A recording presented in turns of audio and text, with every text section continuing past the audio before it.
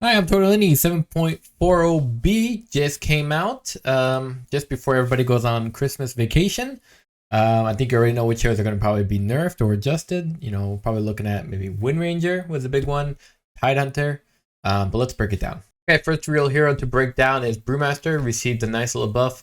I don't think people really have broken down kind of the power and strength that the new Brewmaster has, just because a lot of other meta heroes have been really seeing a lot of focus and attention and popularity. Like Tidehunter is still pretty good. Legion Commander, Timbersaw are pretty popular. Even Slark still pretty good as well. So I think Brewmaster being buffed here is just inching him forward, more and more forward until people realize that he's actually really strong. One thing that's really key to note here is that toggling is no longer disabled by silence for Drunken Brawler. I think that's a big deal for sure. It was found maybe one of the key ways to not only prevent the hero from using his ultimate to get out of a fight, or more importantly to kind of turn a gank into a counter gank, but more importantly the Drunken Brawler allowed him to switch up the different resistances or defensive capabilities or even offensive ones, regardless if he was balanced or not. So nice change overall. So nobody has really knows that Broodmother has a pretty high win rate, especially as pos 1 or pos 2. I think it was like 53-54% win rate at the 7k 8k mmr. So a little bit of adjustment on the incapacitating bite attack bonus. You can tell I'm very tired. Lower chance at 20 from 25 to 20%. I think that still makes it like 60% in terms of miss chance or slow. And then the spin web move also has been decreased from 14 to 7%. And the Manta illusions are definitely sad about that, because in 7.40, Brewmother goes Manta because the Manta illusions do take advantage of the web values. So, or bonuses. So, yeah, overall, Brewmother, very strong hero. Big buffs on her incapacitating bite. Got it on the second shot. And yeah, definitely a hero to be on the lookout for. So when talking about Drow Ranger, who's probably one of the best pos 1 heroes to play, especially as a lot of melee heroes that have moved away, as I put out in my 7.40 best carries video, which I now have to redo for 7.40B. Drow Ranger, a little bit weak on the agility gain, means she doesn't come online, rather she doesn't do as much damage over time in terms of levels. Penalty shot for, or penalty movement speed for multi-shot, so when you cast multi-shot with the sidestep facet, you can still move around, which helps kind of move between different camps, or more importantly, help kind of dodge certain AoE abilities, or more importantly, get out of the way of certain attacks, or pull back as the enemy tries to chase you and as you're casting multi-shot. The move speed penalty is actually pretty significant, 25 to 35%. You might not notice it, but it's definitely going to feel that way before Yasha on a Drow Ranger, so just heads up on that. The cooldown Glacier, 20 to 25 seconds. Kind of use it only once per fight, really, to be honest, or you use it when you want to take up high ground, or you use it when you want to kind of avoid being targeted specifically, or reach units from further away as they try to escape, or more importantly, as you try to gain distance, let's say with Pike. So overall, yeah, Drow Ranger is still a pretty good hero. Definitely not growing as fast, but I don't think you guys will really notice. So Juggernaut was probably one of the best pos 1 heroes to play for the good part of the year. I know I ranked up or gained a lot of MMR playing Juggernaut, just because he was pretty bonkers in terms of his farming speed, right? He'd have, I think, 4 big items by 30 minutes. He'd have Tread to Battle Fury 14 minutes, Manta Style 17, 20 minutes. After that, he'd go Butterfly, which was 27 minutes, and then 30 minutes for your Ag Scepter. And then you were pretty much done. If you weren't done by then, you'd probably pick up either an Abyssal Blade or a Blink Dagger if you had to reach certain heroes in the back, or Nullifier if they had certain abilities or items that could evade or ultimately nullify your Omni Slash. But let's really talk about what matters most here. 1, Healing Ward having a duration decreased from 25 to 18, 20, 22, 24. It's just a nice touch because you're really only putting 1 point in Healing Ward up until level 15, 16, depending on your lane. You max out Blade Fury, max out Blade Dance. So Healing Ward having lower cooldown is a nice little change there. Could eat up your mana if you don't have the enchantment for mana regen, but I think it should be fine anyway. As for the Omni Slash, obviously that's the big nail in the heart for Juggernaut. From 1.5 to 1.4, personally, I will not be able to really notice the difference, but I know it's going to be definitely significant in terms of damage output, could be a concern for definitely for Juggernaut, who relies on Omni Slash for a good portion of the game. Weird the damage output, who scales a lot of agility, especially with the blade form percentage bonus effects for your ag movement speed. So definitely going to see Juggernaut probably not as successful as he was before. Is this change significant enough? We'll have to see. The fact that Juggernaut can still farm pretty fast thanks to blade form facet, as well as the items he typically picks up with Manta Style, being able to split push lanes, as well as being able to farm jungle quickly with a wind lace and treads, and the blade form facet means that the hero can still scale up pretty fast and pretty well. So we'll have to see how this all plays out in the end, but I definitely am expecting Juggernaut to be played a lot less or to be less successful. So we could talk about Largo. I think Largo overall is a really cool idea for a hero. I just don't think he's strong enough during the earlier stages of the game where supports are hoping to have the most impact in their match. I think Largo is kind of a halfway house of both being this big savior or being this big guardian angel for his, let's say, pause 1 carry, because typically Largo's with a pause 5 support, and also being someone that can contribute a bit to setups and ganks, with catchy lick being both sides of the coin, being both health regen, as well as pull distance and dispel, and then his mini stun ability, which is also relatively strong as well. I think the hero can achieve proxim, can achieve a lot during the late stage. It's just really circumstantial to who he's playing up against, and more importantly, who can actually take advantage of the skills he provides. So in terms of changes for Largo, they did buff him up just ever so slightly. They made his pull distance a little bit more from 300 to 325. Yeah, okay. I mean, it still feels kind of short when you do it, especially at the earlier levels. So I think we'll notice it more in the early game than the later parts of the levels, as well as the bonus health regen for, let's say, your core from 10 to 13 is probably the most significant part to take noteworthy mention of. And yeah, it's also nice. I mean, it's there's nothing more to really say about that. Reverberate damage is now only applied to the targets within 2,000 range of the caster. I think we can think of a variety of reasons why this would be a little bit too strong. Let's say you cast it on, let's say, an Invoker then TPs with his Boots Travel, and then gets an incredible amount of value out of Crooked Genius without having to be stuck near a slow, fat, awesome boy like Largo. So yeah, some broken aspects of him been changed. Catchy Lick doing a little bit better. I'm not sure this is really enough for Largo to shine yet, but we'll see. Okay, I just want to mention that Meepo having a dig at a 0.3 cast point is so nice, because there's nothing more annoying than whooping the shit out of Meepo and then him just digging himself out, and then gotta start all over again with the next Meepo, and he just comes out stronger than ever. So really happy about that. Mega Meepo also getting a nerf here. Yeah, improved damage factor per additional Meepo decreased from 100 to 75%. That's definitely going to be a little bit more manageable. But most of the time when Meepo's just doing that, he's whooping your ass anyway. So yeah, definitely happy to see Mega Meepo nerfed, and definitely happy there's now a dig cast point that's going to be so awesome. They murdered Pango when they got rid of his facets and everything else at 7.40.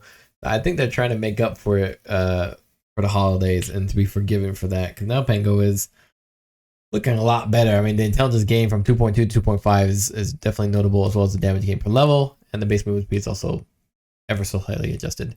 I think what's really important to note here is that Swashbuckle is way better, from 400 to now 575, 650, 725, 800. So first two parts of the level for him is probably the biggest part that's been improved, and later on it's only by about 100. So nothing too much to scream about. But also the slash range has also been increased from 700 to 850, so it's a little bit more manageable to pull those swashbuckles in. And then the damage per strike has also been ever so slightly increased by 5. Again, I think this is going to be more valuable during the earlier levels of Swashbuckle, where it's definitely been buffed more by 175 and then 150. The rest of the changes here are nice to have regardless, right? The duration has been increased by a second, damage increased by Damage increased by 25 here, 75 towards the end. So later parts of the match, Rolling Thunder is going to have a little more impact. And then magic resistance has also been increased from 60 to 80%, just because everybody's dealing magic damage at this point anyway. Yeah, so I think what we're seeing a lot in 7.4 will be just very incremental changes, kind of help even the field maybe let some other heroes shine for once in the year 2025 before 2026. It was kind of funny that PA had an acceptor ability, Fan of Knives. Originally it was a shard, right? And it didn't pierce debuff immunity. Now it does. I think it was kind of funny that was there for the longest time. Kind of a big hindrance on PA, so it's a nice touch for sure. Yeah, Primal Beast. The biggest change here is the level 15 talent, which was a real focal point. It's pretty much a centerpiece for Primal Beast. The fact that you can cast Uproar, which was your big passive ability that when casted, it slowed your opponents down and give you some bonus damage as well. The fact that now the basic self dispel, so every time you cast Uproar, which was like a 20-second cooldown or something, now that that's been changed to just what, +6 Uproar armor per stack, that's kind of whatever. I mean, the alternative was -5 trample cooldown. So trample was your other main ability, if you don't remember, where you basically stomped around and did a ton of damage. It was like one of your best farming abilities and one of your best kind of damage dealing abilities outside of initiating with Pulverize. So yeah, I mean, now the talent's at 15, it's pretty obvious you're not really choosing +6 Uproar armor per stack unless in very rare circumstances where you need that kind of armor. You can't build it in terms of items. It also +6 Uproar armor per stack, that doesn't work. That doesn't give you more stacks, meaning you can have more acceptor effects. Does it? Which is something I want to know more about. Interesting. Maybe it is actually. So that also could be something of noteworthiness as well. Meaning you're doing more damage with your acceptor effect, which then means that you're going to be causing more break and more importantly deal more damage. That could be something to take note of. Interesting. Okay. No, I think it's just armor. Yeah, per stack. So you just get a lot of armor. So just basically, yeah, level 15 +6 Uproar armor per stack.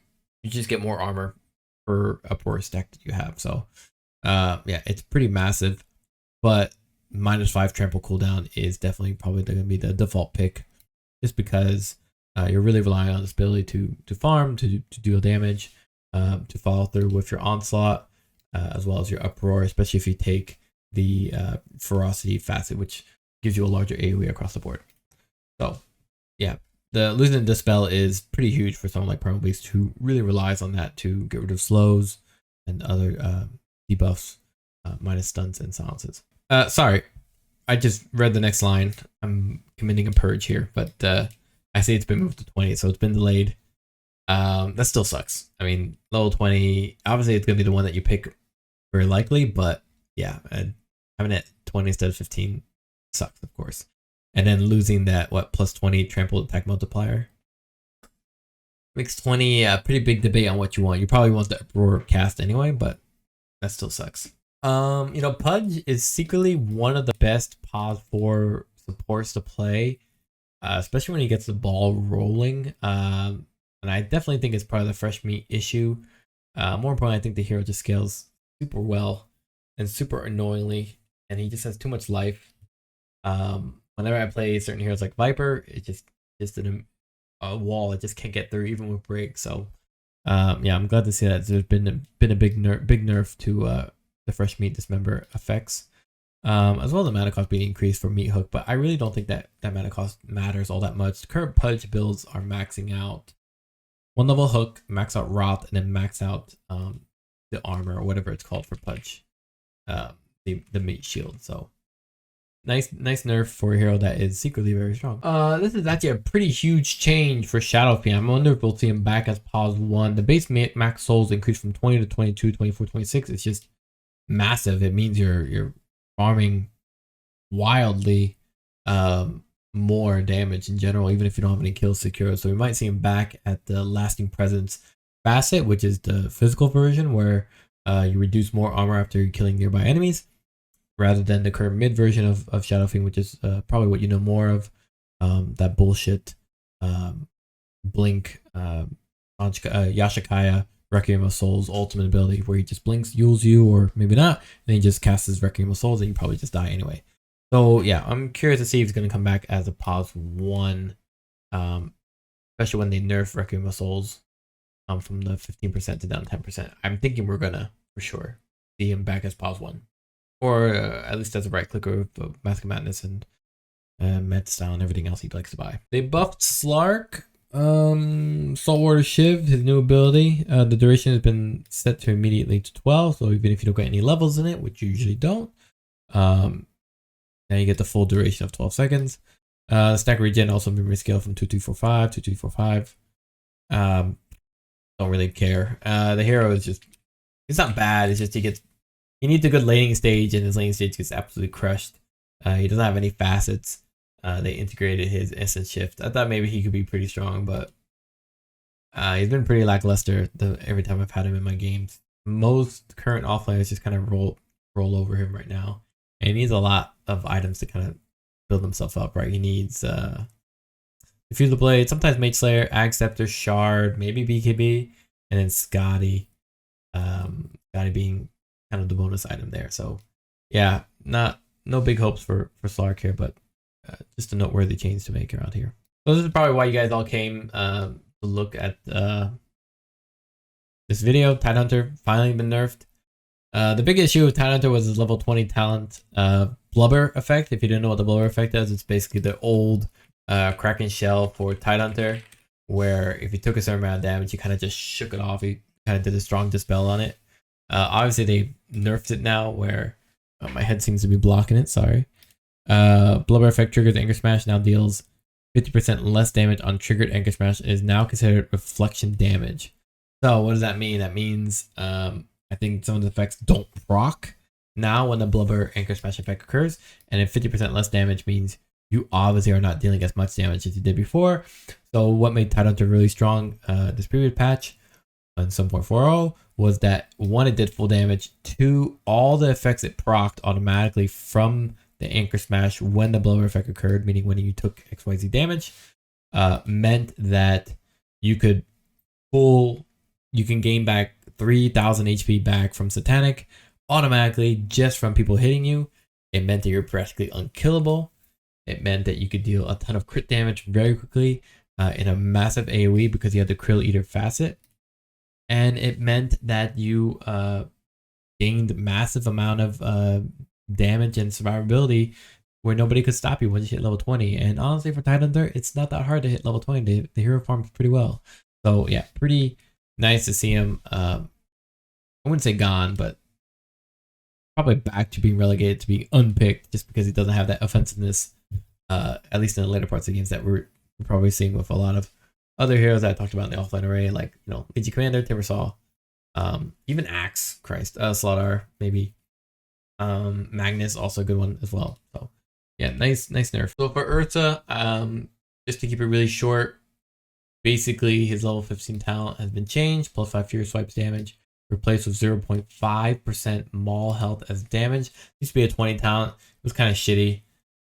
People were pretty much getting the Earthshock radius. So now that's gonna be a level 15 talent, so it means you do a bit more damage, depending how much health you have. So it's gonna go from what, 1.25% to 1.75%. I don't know if anybody's gonna notice that. Of course, it is significant during the early parts of the game when you need the last hit, and you pick up a lot of stats to buff up your health and ultimately be able to last hit more easily or more securely. It being now more damage based on your current health, I think it's very good at 15, and it replaced something that honestly was nice but kind of static, so it fell off relatively early, right? +5 Fury Swipes damage meant that early on stacking up those damages really had some value, but later on +5, I wouldn't say it's negligible, but you had other sources of damage to improve your Fury Swipes. Now it's gonna be something that's a little more scaling at 15, so it's actually quite nice. The alternative talent was like 25% enraged status resistance, so you're probably always picking this talent anyway. As for the new level 20 talent, it's now the +6 Fury Swipes damage. So we went from 5 at 15 to 6 at level 20. 5 to 15, now 6 at 20. Kinda you know, like, okay.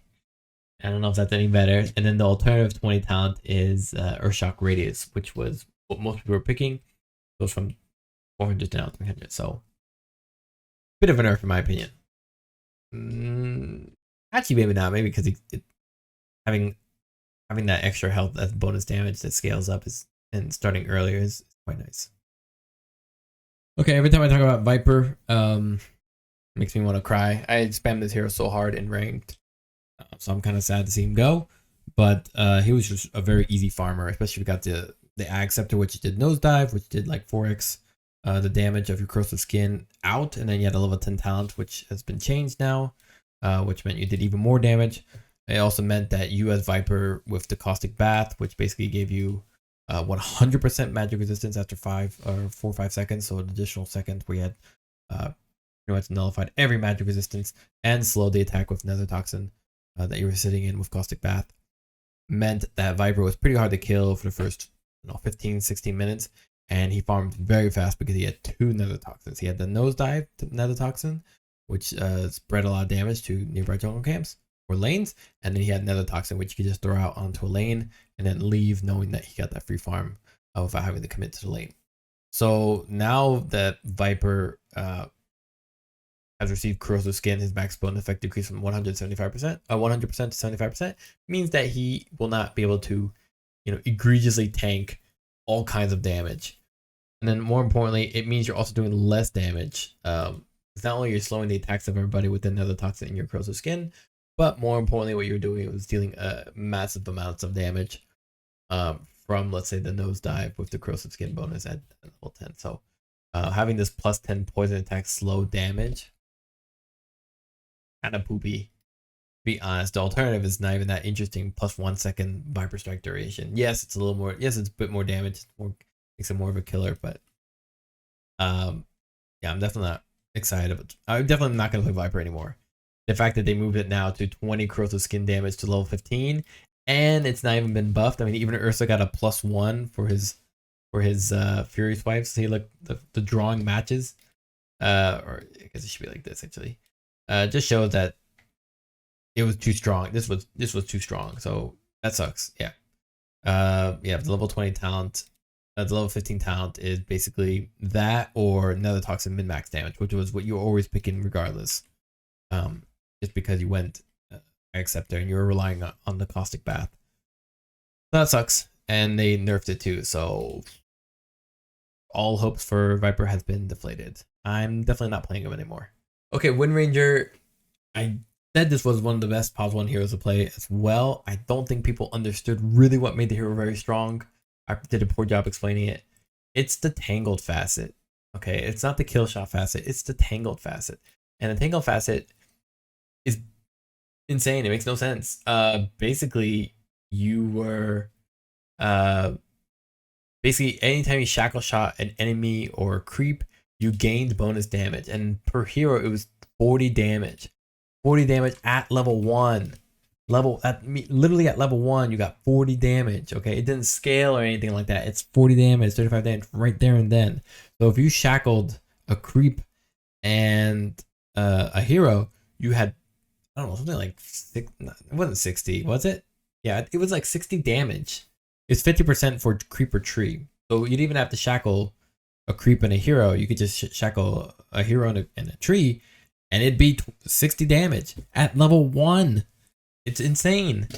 They didn't nerf it. They did nerf it by 5. So okay. The other thing you have to understand as well is that the Tangled facet lets you do multiple shackle shots. So usually when you shackle shot, you can hit 2 people, or a person in a tree, or a creep and a hero. Tangled does multiple.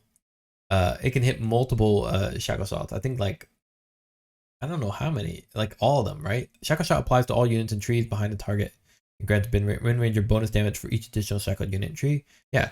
So what you would do is you would literally, let's say you had a jungle camp units like this, you would basically attack one, drag them out so they line up like this, and then you shackle shot them. And then you just right click them down and you would farm insanely fast. And what you would do is you would buy Mjolnir on the hero first item, because one, The increased attack speed is really nice for a hero like Windranger, who has no attack speed really, even though her agi has been increased now with the latest patch, or for some 7.40. But also, the chain lightning from Mjolnir is more than Maelstrom.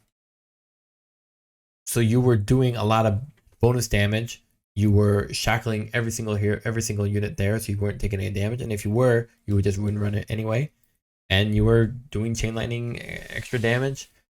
And you weren't relying on focus fire, let's say, for fights as well, right? Windranger would maybe focus fire one hero that's quick to kill, or a hero that, you know, she knows she can take down with just Mjolnir and maybe later on Daedalus.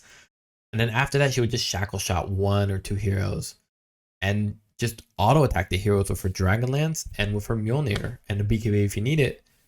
And she would do completely fine. Don't forget, shackle shot has a low cooldown. It's like 10 seconds, but your bonus damage lasts for 6 seconds that you get from the tangled facet. So, I mean, simple math here. 4, baby. So that's a 4-second cooldown where you don't have bonus damage and you're not stunning somebody. That's impossible. It's too good. It's too good. So yeah, definitely think about Windranger. Take some getting used to. So watch some replays on how to play that. But yeah, it's very strong. I mean, even during the laning stage, right? You shackle shot an enemy, they can't move for like the longest effing time, and then you just attack them because you're doing literally like full blown damage, additional damage on top of the damage you already have for a universal attribute hero. So you're scaling up like wildfire. And then on top of that, you know, you can always just run if they try and fight you, or if the support tries to help them, or the pause 3 offlane tries to help the pause 4 that's been trapped. So yeah, it's too good. I think it's still too good. I don't think this is enough of a nerf. Okay, I gotta go to bed. I gotta start streaming tomorrow. Sorry I ad-libbed most of this, but yeah, overall I think we see a lot of heroes that have been nerfed that needed to go. I think we're gonna see some of them stick around, like Windranger. I think the offlaners, just the fact that they killed Tidehunter means that the regular heroes are gonna probably stick around. Legion, Slardar. I don't know. Timbersaw I talked about already. I think there hasn't been that significant nerfs for heroes like Drow, for heroes like Broodmother, for heroes like Pudge. Even Magnus is kind of strong too. But I guess we'll have to see what the stats show us from there on. I wonder if Juggernaut's also been hurt significant enough, but yeah, we'll see tomorrow.